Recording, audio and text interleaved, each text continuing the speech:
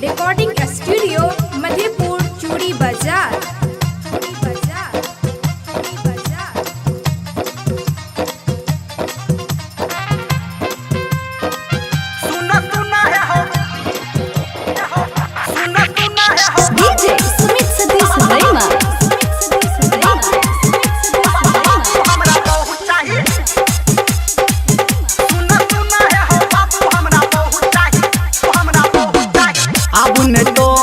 सुनब फुटानी अब ने तो हाथ सुनब फुटानी सुखल जाइया ई हमर जवानी हो। अब ने तो हाथ सुनब फुटानी सुखल जाइया ई हमर जवानी। अंगूरी घी में अब छौ चाहिए हमरा हौ चाहिए हमरा हौ चाहिए हमरा हौ चाहिए हो।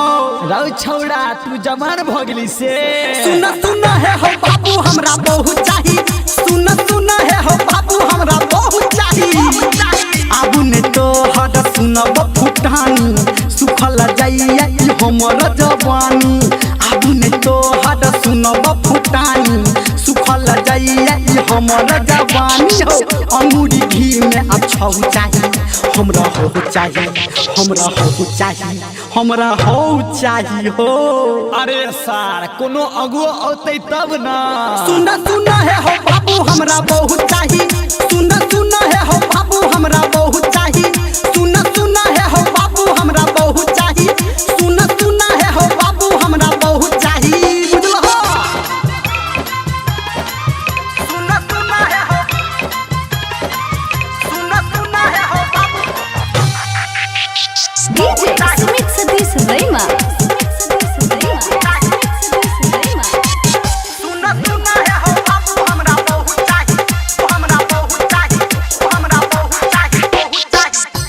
अगुआ पकड़ के कोनो बात चलाबो।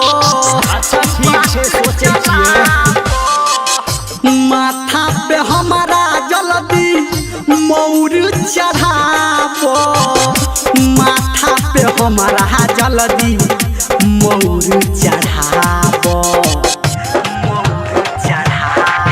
हाँ अब नहीं पढ़ब करब नहीं नौकरी हम नहीं उगब हो तोहर टोकरी। अब नहीं पढ़ब हो करब नौकरी हम नहीं उगब हो तोहर टोकरी।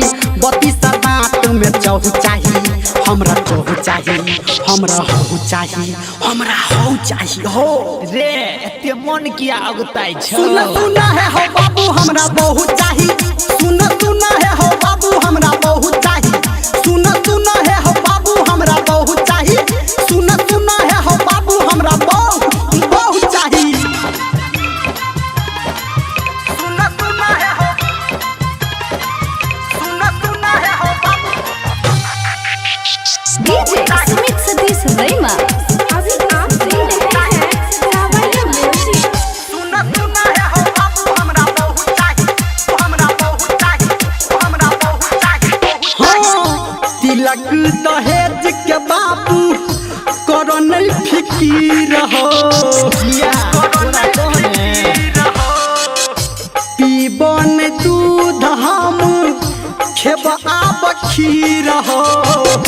पीबन दूध हम खेब आब खीर हो।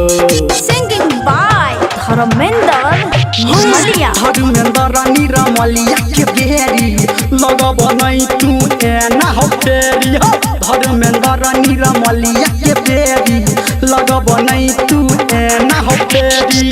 संजय गौतम के संगे लहू चाहिए हमरा बहु चाहिए हमरा हो चाहिए हमरा हो चाहिए हो बाबू। रौ कनी बर्दाश्त कर ना। सुन सुन है हो बाबू हमरा बहुत चाहिए।